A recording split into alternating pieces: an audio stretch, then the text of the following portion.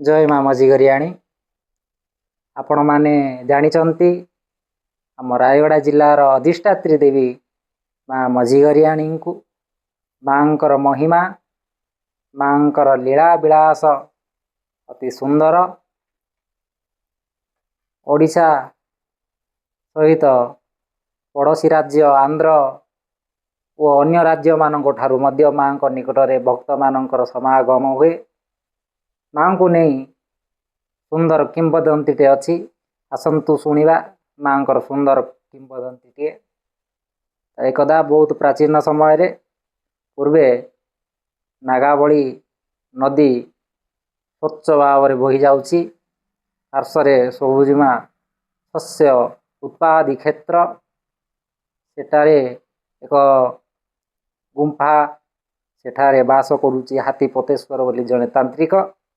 से तांत्रिक शिव भक्त शिव को सेठारे आराधना करे। दिने से तपस्या रत हो जाइए शिव को आराधना करने बर लाभ आशा यही भाया सी दीर्घ दिन तपस्या करिया द्वारा मध्य कौन सी फल प्राप्ति होना। शिव तांको कथा शुणी नाहांती। सी शिव को बहुत नाम धरी डाकिवा फल भी शिव शुणी नाहांती। तापर सी आउ जीवन न रखी मरी जावाई उचित मन करी जेतेबेले खड़ग बाहर करी निजर कर गुड़ाक छेदन कर देवाई तत्पर होती तो भगवान आसिक हाथ धरी पकई कहते तोते कौन बर दरकार। सी बर आशा करी कही मु जहाँ चाहिए जहाँ मन में भावी से काम जेमिति हठात हो भाया बर दिंतु। सी भगवान ताकू दंड देइचंती ज्ञान दंड आउ जहाँ मध्य मंत्र जाप करिकी चिंता करिवो से कार्य हो बोली मध्य कहिचंती। तापरे प्रभु शिव से अंतर ध्यान होती। तापरे सी निजर स्थान को फेरी हाथीपतेश्वर किसी मध्य अभाव नहीं समस्त उपभोग विलास करुच्ची। सी तार 3टी स्त्री जड़े हूँ प्रेमवती जहाँ सहित सी पूरा स्नेह श्रद्धा प्रेम सहित रुहे। ज्ञानवती जड़े अच्छी बुद्धि विद्या गान संगीत गान प्रवीणा ता सहित नाट्यवती अच्छी जी कि तार मनोरंजन कराए। यही भाया सी दिन काटू काटू से रायगड़ा अंचल प्रादुर्भाव देखी सी एमती दिन चली जाइए। से जो रायगड़ार राजा होउचंती रायसिंह देव।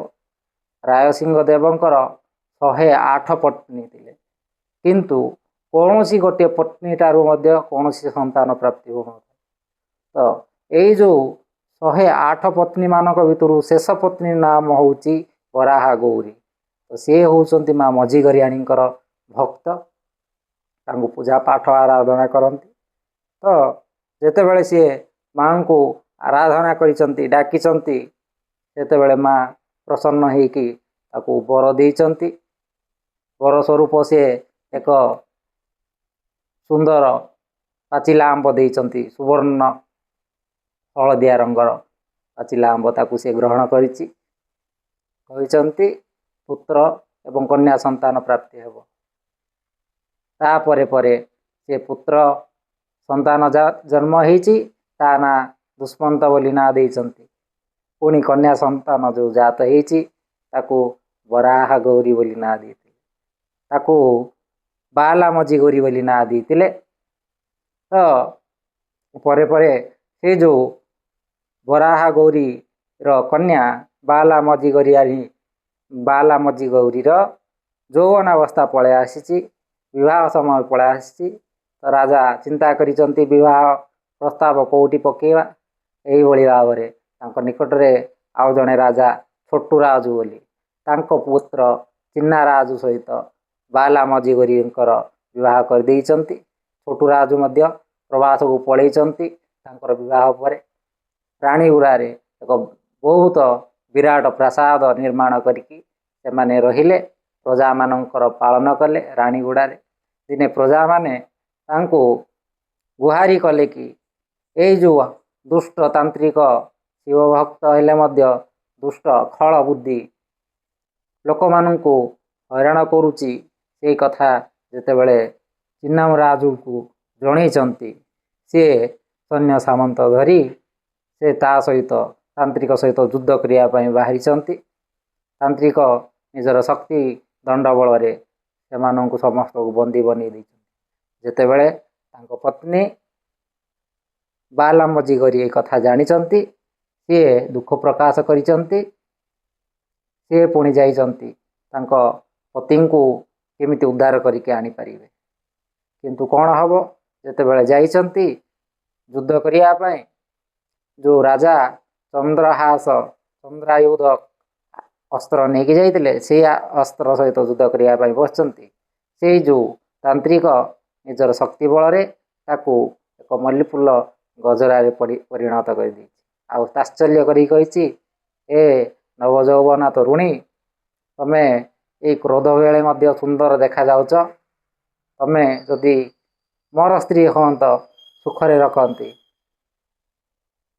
सुंदर भाव रे जीवन बंची जात से यही आश्चर्य को सह्य न करी झंझावती कूल माँ को चिंतन करी मझीगरियाणी को चिंतन करी झास देती माँ मझीगरियाणी चतुर्भुजा हेकी आविर्भाव होती एक हस्तरे खड्ग अन्य हस्तरे त्रिशूल आउ एक हस्तरे वज्रगदा ता सहित माँ अभयवरदा हस्त सहित चतुर्भुजा माँ नारायणी साक्षात मझीगरियाणी से आविर्भाव होगी जाइकी जेतेबेले देखिचंती तांत्रिक भୟରେ शिवलिंग को धरिकी जाबुड़ी धरिकी भୟରେ कंपन कंपुची जेतेबेले माँ तार केश राशि को आकर्षण करिकी आक्रोशी नहीं